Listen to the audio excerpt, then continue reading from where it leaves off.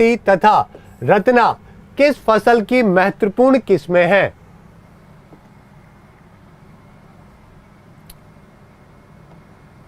जल्दी से स्टार्ट करिए।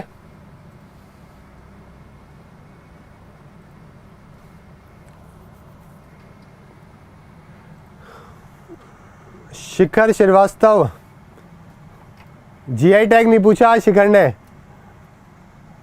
ठीक है, चलो आंसर यहाँ पे क्या हो जाएगा दोस्तों। देखो जो आपके धान होता है ना, ठीक है, उसका ये क्या है दोस्तों, ये एक फसल की महत्वपूर्ण किस्म है। ठीक है, पैडी जो होती है, जो धान है जो आपका, उसका इंपॉर्टेंट पार्ट होता है। ठीक है, तो आप इसको यहाँ पे पैडी लिख सकते हैं, वैसे ज्यादा रेलिवेंट रहेगा आपके लिए।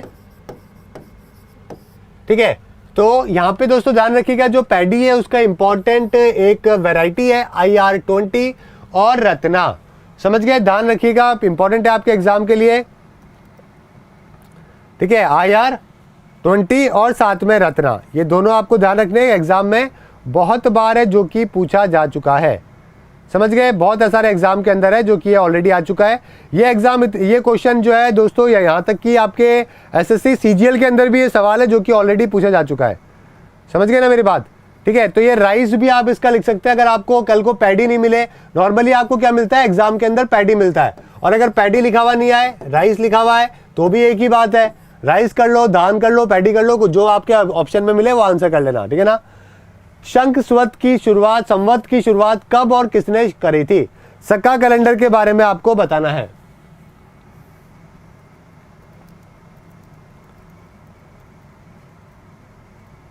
जल्दी से बताइए दोस्तों, काफी इंपॉर्टेंट है। देखो एक तो विक्रम संवत होता है और एक शंख संवत होता है। देखो यहाँ पे आपका आंसर क्या हो जाए, इसको 78 कर लेना भाई, इसको 78 कर लेना, पहले तो AD कर लेना इसको। ठीक है, देखो आपको दो चीजें हमेशा पता होनी चाहिए, आपके पेपर के लिए काफी इंपॉर्टेंट है। ठीक है, जल्दी से आंसर करो, पहले तो आंसर क्या होगा उसके बाद बताना।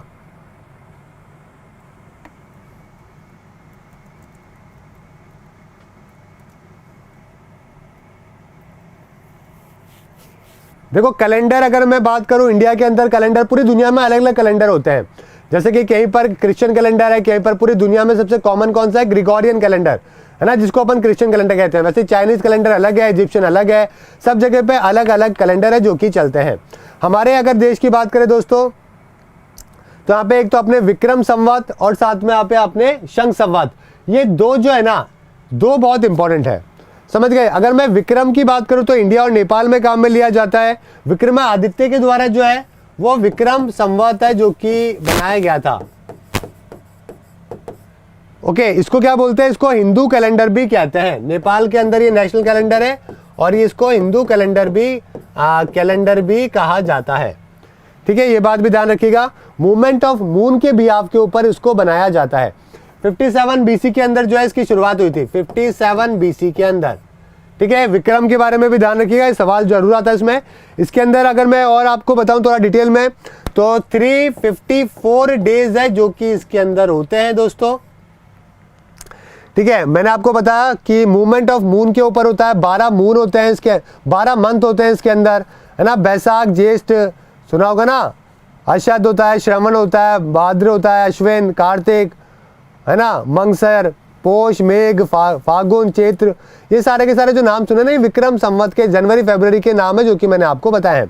उसी तरीके से अपना दोस्तों यहाँ पे शंख संवत या फिर सक्का कैलेंडर भी होता है जो कि नेशनल कैलेंडर होता है, हमारे देश का नेशनल कैलेंडर है। ये कौन सा, ये हमारे देश का नेशनल कैलेंडर है। कब बना था, 1957 के अंदर बना था। समझ गए। और ठीक है, इसको 78 AD के अंदर है जो कि बनाया गया था, 78 AD के अंदर। ठीक है, ये बात भी ध्यान रखिएगा। इसके अलावा और अगर आपसे पूछे तो 12 मंथ होते हैं इसके अंदर भी, है ना। इसके अंदर भी चैत्र, बैसाख, ज्येष्ठ वही वाले होते हैं 12 मंथ। और इसके अंदर आपको 365 डेज है जो कि होते हैं, वही 12 महीने इसके अंदर भी माने जाते हैं। ठीक है, तो ये बात भी ध्यान रखिएगा। और ठीक है, इंडोनेशिया के अंदर भी जो है ना इस कैलेंडर को काफ़ी माना जाता है। ठीक है, चलो आगे बात करते हैं, नेक्स्ट चलते हैं। यहाँ पे आप देख सकते हैं आपका आंसर हो गया। यहाँ पे मैंने आपसे पूछा तो आपका आंसर क्या हो जाना चाहिए, यहाँ पे डी आपका सही आंसर है, जो कि हो जाना चाहिए। ठीक है, कनिष्क के द्वारा 78 एडी के अंदर जो है इसको स्टार्ट किया गया था। ठीक है, ध्यान रखिएगा, पेपर पॉइंट ऑफ व्यू से इंपॉर्टेंट है, समझ गए। ठीक है, और सतवाहना जो डायनेस्टी थी ना, ओके, उसके जो किंग हुआ करता था वैसे एक शालीवाहन करके। ठीक है, तो शालीवाहन का को भी इसको क्रेडिट दिया जाता है, समझ गए। शालीवाहन जो सतवाहना डायनेस्टी का जो किंग है उसको भी इसका क्रेडिट जाता है, और कई जगह पे कनिष्क भी बता रखा है। पहला ऑप्शन आपका कनिष्क हो जाएगा, उसके बाद में सेकंड वाला आपका क्या हो जाएगा, शालीवाहन हो जाएगा, समझ गए। ठीक है,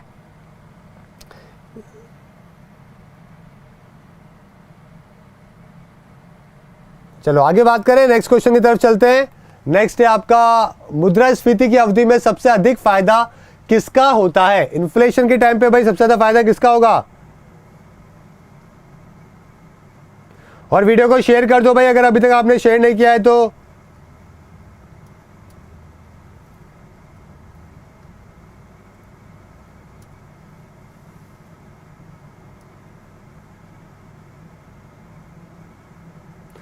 कश्यप, हाँ बिल्कुल आप ले सकते हो 12th मंथ के लिए। चलो यहाँ पे आंसर क्या हो जाएगा, देखो यहाँ पे कंडीशन के ऊपर मैटर करता है। पहली बात तो फायदा हो सकता है बोरोवर को भी या लेंडर को भी, लेकिन मेजरली जो फायदा होगा ना वो लेनदार को होगा।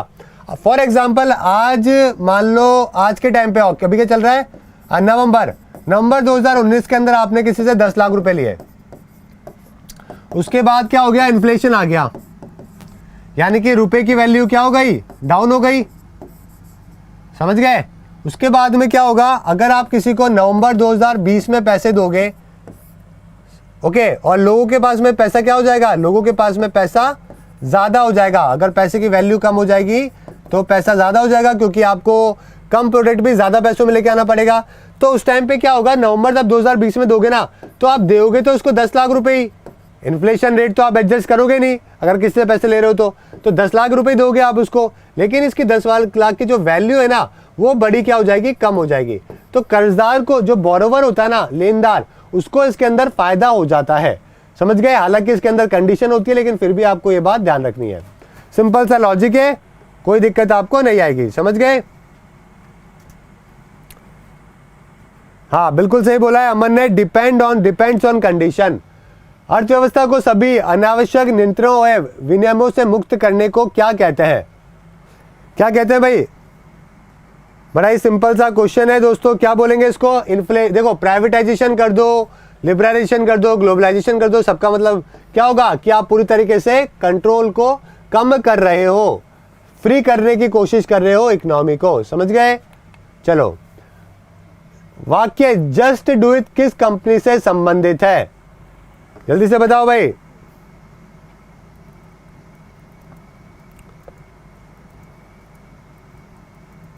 जल्दी से बताओ आंसर क्या होगा।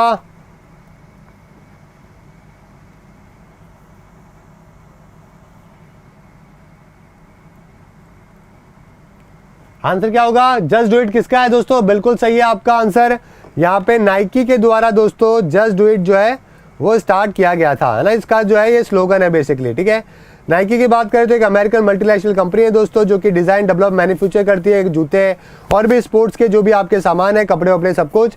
इसके अलावा शुरुआत कब हुई थी भाई इसकी, 1964 के अंदर हुई थी इसकी शुरुआत वैसे तो, है ना। ब्लू रिबन स्पोर्ट्स कंपनी इसका नाम है, जो कि उस टाइम पे हुआ करता था इसका, समझ गए।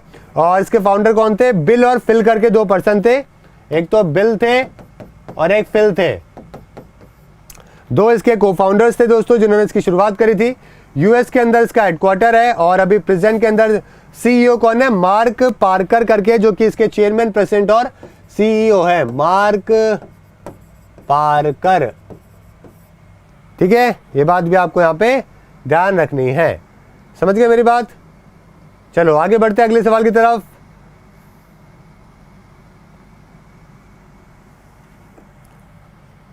और भी कई सारे आपको मालूम है ना, कई सारे और भी बहुत सारे कंपनियों के, जैसे कि अगर बात करें नाइकी का there is no finish line, ये वाला भी एक बार पहले काफी पॉपुलर किया था, जस्ट डू इट आ गया। एप्पल का क्या है भाई, थिंक डिफरेंट है एप्पल का, है ना। इसके अलावा और भी ऑडी का क्या है, एडवांसमेंट थ्रू टेक्नोलॉजी। मैकडोनल्ड का I am loving it. Okay, तो ऐसे बहुत सारी कंपनियों के हैं, ठीक है ना। Everything nothing is impossible. मेरे ख्याल से एडिडास का भी कुछ ऐसा ही है। एडिडास का भी कुछ ऐसा ही है। एडिडास का क्या है भाई, इम्पॉसिबल इज नथिंग है ना, इम्पॉसिबल इज नथिंग है, जो कि एडिडास का स्लोगन है। और प्यूमा का क्या है, फॉरएवर फास्टर। प्यूमा का क्या है, फॉरएवर फास्टर, ये प्यूमा का है। और रिबॉक का बताना, कोई रिबूक का मत बताता ना।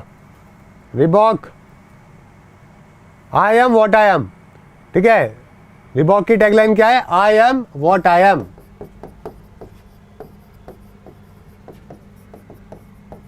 ठीक है, ऑडी का मैंने आपको बता दिया, एडवांसमेंट थ्रू टेक्नोलॉजी, ठीक है। चलो, साकेत पुस्तक के लेखक कौन है, जल्दी से बताइए। साकेत के जो दोस्तों लेखक हैं, काफी कम बच्चों को इसका आंसर पता होगा, जो कि है मैथिली शरण गुप्त। मैथिली शरण गुप्त भी आपका यहाँ पे सही आंसर होगा। बहुत ही हिंदी फेमस पोयम है दोस्तों, जो कि लिखी गई थी 1932 के अंदर। मॉडर्न वर्जन है किसका, रामचरितमानस का, समझ गए। बोरदोलाई ट्रॉफी किस खेल से संबंधित है। बोरदोलाई ट्रॉफी दोस्तों जल्दी से आंसर करो। देखो, बोरदोलाई ट्रॉफी के बारे में अगर हम बात करें तो इसका आंसर क्या हो जाएगा, ओके, इसका आंसर क्या हो जाएगा, इसका आंसर हो जाएगा फुटबॉल।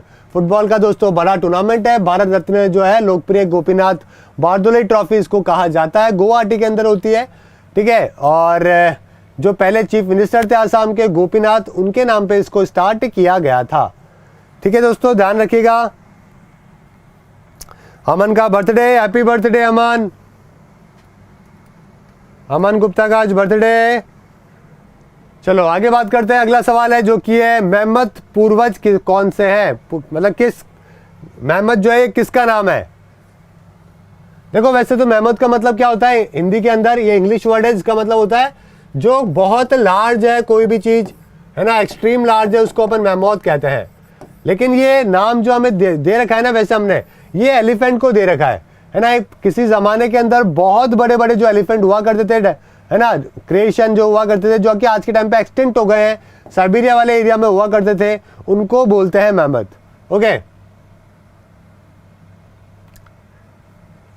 तक कोलम की प्रसिद्ध लड़ाई में कौन सा चोल राजा राष्ट्रकूट राजा कृष्ण तृतीय से हारा था। तक कोलम की लड़ाई के बारे में आपको बताना है।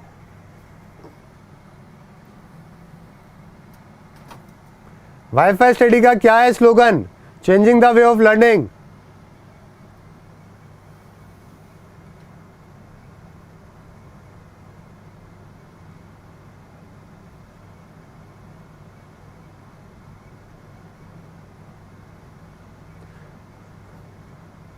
सुधम की आज शादी है और आज भी वीडियो देख रहा है, क्या बात है। चलो आंसर यहाँ पे क्या हो जाएगा आपका, राज आदित्य आपका बिल्कुल सही आंसर हो जाएगा, ठीक है। बैटल ऑफ जो ये जो है ना तक कोलम की जो लड़ाई है वो राज आदित्य और किसके बीच में, राष्ट्रकूट राजा था कृष्ण तृतीय, उनके बीच में हुई थी, गंगा बनारस और वहां वाले एरिया के अंदर, तमिलनाडु वाले, ठीक है, एरिया में हुई थी। और गंगा बनास के कई सारे राजा इसके अंदर शामिल हुए थे। 949 एडी के अंदर इस युद्ध को लड़ा गया था, ठीक है। और जहां पे राज आदित्य की क्या हो गई थी, युद्ध के मैदान पे मौत हो गई थी। अगला सवाल, शहजादा दारा शिकोह किस सूफी धारा का अनुयायी था। जल्दी से बताइए, दारा शिकोह आंसर क्या हो जाएगा, कादरी आपका यहाँ पे बिल्कुल सही आंसर हो जाएगा, ठीक है। पर्शियन जो ठीक है, लाहौर के बहुत ही फेमस कादरी थे, सूफी सेंट, है ना, मियाँ मीर, उनके बहुत जबरदस्त फॉलोवर थे। और इसके अलावा काशानी के भी फॉलोवर थे। मियाँ मीर आपको मालूम है दोस्तों, काफी लोग फॉलोवर थे, है ना। गोल्डन टेम्पल की जो है ना नींव रखी गई है ना, वो मियाँ मीर के द्वारा रखी गई है, समझ गए, ठीक है। चलो, कौन सी मिट्टी गीली होने पे फैलती है तथा शुष्क होने पे इसमें दरार पड़ जाती है। जब ज्यादा पानी होता है तो उसके अंदर खेती बाड़ी नहीं कर पाते। कौन सी है भाई ऐसी वाली, ऐसी वाली आपका आंसर यहाँ पे क्या हो जाएगा, यहाँ पे आंसर आपके, हाँ आंसर क्या हो जाएगा, देखो अलुवियल सॉइल जो होती है ना, अलुवियल सॉइल, ये आपके फर्टिलिटी के लिए काफी महत्वपूर्ण होती है, ठीक है, फर्टिलिटी के लिए जो है आपसे पूछे ना कि फर्टाइल अगर बहुत ही उपजाऊ कौन सी है, तो आपको कौन से आंसर करोगे, अलुवियल सॉइल। रेड सॉइल जो है वो अपने डेक्कन वाले एरिया में आपको देखने को मिलती है।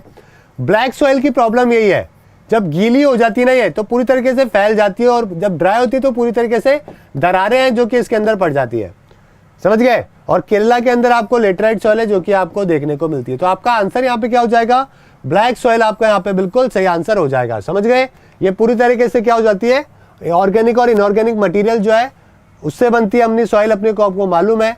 रेनी सीजन के टाइम पे बड़ी मुश्किल होता है इस वाली कंडीशन के अंदर खेती बाड़ी करना, पूरा का पूरा क्या हो जाता है, कीचड़ हो जाता है ब्लैक सॉइल में, है ना। आंसर क्या होगा, किस ग्रह को नीला ग्रह के नाम से जाना जाता है, नील ग्रह, नीला ग्रह। अरे भाई ब्लू प्लेनेट कौन सा है, बड़ा सिंपल सा सवाल है, क्या होगा आंसर। अरे इसको गलत करोगे तो माता रानी पाप देगी, देखना, बहुत ही सिंपल सा सवाल है।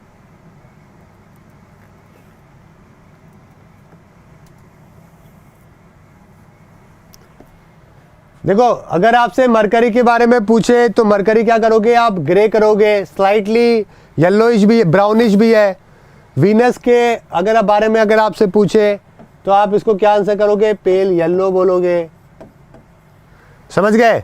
मार्स की बात करें तो ये कौन सा है, रेडिश ब्राउन कलर का है, ठीक है। इसके अलावा जुपिटर जो है वो ऑरेंज है, जुपिटर भी लिख देता हूँ यार, आपसे पूछ ले तो आप इसको ऑरेंज कर सकते हो जुपिटर को, ठीक है। सैटर्न कैसा है भाई, सैटर्न है गोल्ड के जैसा, समझ गए, सैटर्न को बोलते हैं पेल गोल्ड। और कौन से बच गए, यूरेनस की बात करें तो वो ब्लू है, पेल ब्लू है यूरेनस भी, पूरी तरीके से ब्लू नहीं लगता है लेकिन फिर भी है। और नेपट्टून की बात करें तो वो भी यूरेनस का जैसा ही है, पेल ब्लू। और अपनी अर्थ को क्या बोलते हैं, ब्लू प्लैनेट, पूरी तरीके से ब्लू नजर आती है पानी की वजह से, ठीक है ना। चलो, अंगामी जनजाति किस क्षेत्र के निवासी हैं, जल्दी से बताओ। अंगामी जनजाति, अंगामी के बारे में बता दो भाई।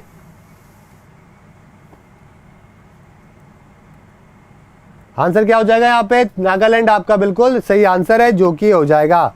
नागालैंड के अंदर जो है आपको ये ट्राइब है जो कि देखने को मिलती है, समझ गए। नागालैंड के बारे में और भी पता होना चाहिए, कोहिमा कैपिटल है, और कौन है भाई, फॉर्मेशन कब हुआ था, 1963 को इसका फॉर्मेशन हुआ था। आर रवि है जो कि यहाँ पे अभी कौन है, गवर्नर बने हुए हैं। और नागालैंड के कौन है सीएम दोस्तों, नीफ्यू रियो है जो कि यहाँ पे सीएम बने हुए हैं। कौन सी पार्टी के हैं, इनकी पार्टी का नाम है कोई एनडीपीपी है जो कि इनकी पॉलिटिकल पार्टी का नाम है। यहाँ की विधानसभा में 60 सीटें, लोकसभा और राज्यसभा के अंदर एक एक सीटें हैं, ठीक है। लैंग्वेज क्या चलती है भाई नागालैंड के अंदर, ऑफिशियल लैंग्वेज कौन सी है, इंग्लिश है जो कि ऑफिशियल लैंग्वेज है। हर बच्चा आपको इंग्लिश बोलता हुआ मिलेगा नागालैंड के अंदर, ठीक है। एक बार तो लगेगा ही नहीं कि आप इंडिया के अंदर हो। राष्ट्रीय शिक्षा नीति पर गठित समिति के अध्यक्ष कौन है, नेशनल एजुकेशन पॉलिसी के अध्यक्ष, आपको पता नहीं होगा आंसर इसका, कस्तूरी रंजन आपका बिल्कुल सही आंसर होगा दोस्तों। फॉर्मर चेयरमैन थे इसरो के, इनको head of the panel national education policy का बनाया गया है, समझ गए। पृथ्वी की अपनी दूरी पर घूमने की गति कब सर्वाधिक होती है, बताओ भाई। रोटेशनल स्पीड जो है,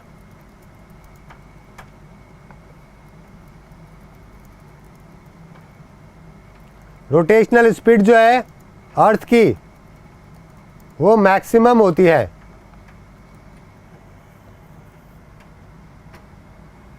ठीक है।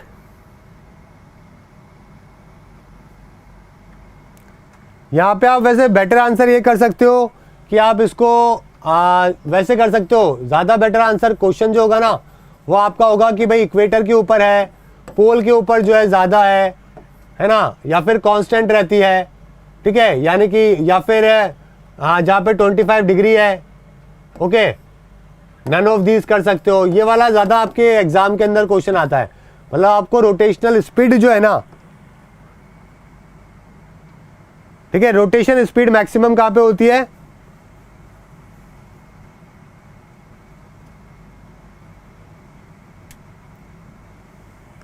देखो कोरिलियस इफेक्ट होता है दोस्तों अर्थ के रोटेशन के अंदर, मालूम है ना। तो अर्थ क्या होती है कि इक्वेटर के ऊपर फास्टर मूव करती है, समझ गए। इक्वेटर पे वाइडर भी है, रोटेशन 24 घंटे लगते ही है, और 1675 किलोमीटर पर आवर की स्पीड है, जो कि होती है, कितनी होती है भाई, 1674 किलोमीटर पर आवर की स्पीड है, जो कि अभी अर्थ अपनी इक्वेटर के वहां पे घूम रही है। तो ए आपका यहाँ पे बिल्कुल सही आंसर हो जाएगा, समझ गए। ये देख सकते हो आप, 40,000 किलोमीटर का सरकमफ्रेंस है, 24 घंटे लगते हैं, और 1674 कर सकते हो किलोमीटर पर आवर जो है, इसकी स्पीड जो है रोटेशन की इक्वेटर पे मैक्सिमम होती है।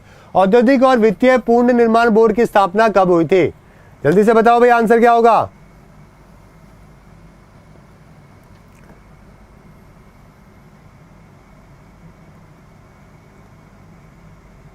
आंसर क्या होगा?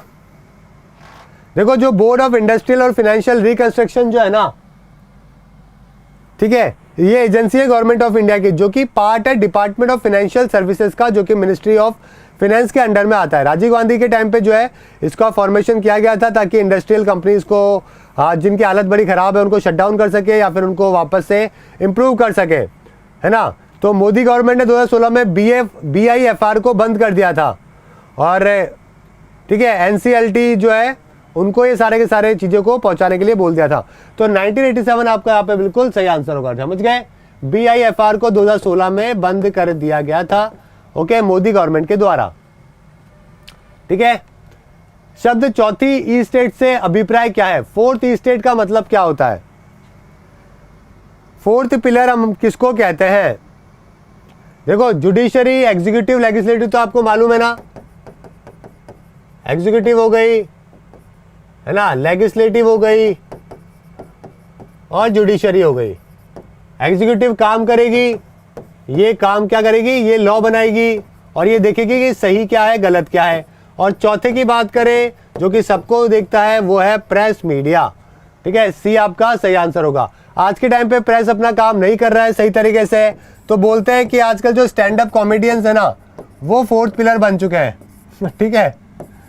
तो इस तरीके से मतलब वो लोग सरकाज़म के अंदर काफ़ी चीज़ें हैं जो कि अवेयरनेस फैला रहे हैं। आगे बात करते हैं, सर्वोच्च न्यायालय के किस न्यायाधीश को उसके पद से हटाने का असफल प्रयास किया गया था? जल्दी से बताइए।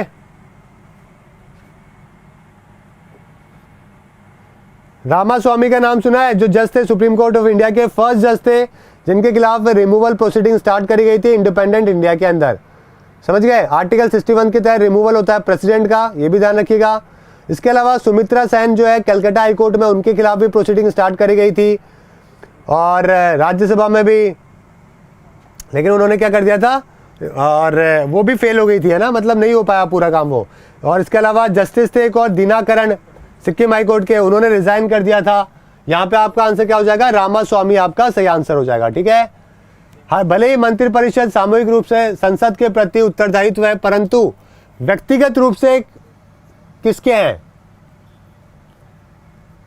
देखो, कलेक्टिवली रेस्पॉन्सिबल तो वो किसके होते हैं? कैबिनेट, लोकसभा के होते हैं। इंडिविजुअली किसके होंगे? जो इनको अपॉइंट करेगा। अपॉइंट कौन करेगा? प्रेसिडेंट करेगा। तो आंसर क्या हो जाएगा? प्रेसिडेंट आपका सही आंसर हो जाएगा, ठीक है। ग्रह वह खगोलीय पिंड है जो कैलेस्ट्रियल बॉडी कौन सी है?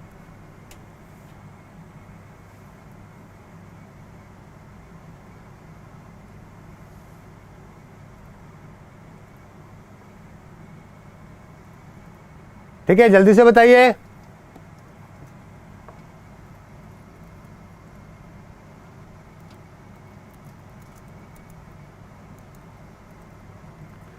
आंसर करो भाई, क्या होगा? देखो, प्लैनेट जो है कैलेस्ट्रियल बॉडी होती है, जो कि ऑर्बिट करती है सन के, उसका सफिशिएंट मास होना चाहिए, समझ गए, नियरली राउंड शेप होना चाहिए, कोई ना कोई इसके नेबरहुड होना चाहिए, तो उसको हम क्या बोलते हैं? एक प्लैनेट को कैलेस्ट्रियल बॉडी है, जो कि हम उसको कहते हैं। समझ गए मेरी बात? अभी यहाँ पे ऑप्शन की बात करें तो, और टिमटिमाना, इल्यूमिनेट करना, है ना, तो ये सब तो कुछ ज़्यादा इसके अंदर इंपॉर्टेंट वैसे नहीं है, ठीक है। जल्दी से भाई, क्या होगा इसका आंसर? देखो यहाँ पे वैसे प्रॉपर डेफिनेशन अगर आपको मैं बताऊँ ना, IAAU की, इंटरनेशनल एस्ट्रोनॉमिकल यूनिट की, यहाँ पे ऑप्शन थोड़े से डिफरेंट है, तो मैं आपको वैसे आंसर जो है थोड़ा डिफरेंट दे रहा हूँ। इंटरनेशनल एस्ट्रोनॉमिकल यूनिट के हिसाब से जो डिफाइन कर रखा है ना, 2006 के अंदर सोलर सिस्टम के बारे में डेफिनेशन दी थी कि प्लैनेट जो है वो क्या होता है, कैलेस्ट्रियल बॉडी है जो कि पहली बात तो ऑर्बिट करना चाहिए सन के, समझ गए, पहला डेफिनेशन, पहली बात तो सफिशिएंट उसका क्या होना चाहिए, मास होना चाहिए, ठीक है, और उसके क्या होना चाहिए, नेबरहुड को क्लियर करना चाहिए, क्लियर द नेबरहुड। ये कुछ 3 पॉइंट है जो कि आपको याद करने हैं अगर कैलेस्ट्रियल बॉडी के बारे में आपको ध्यान रखना।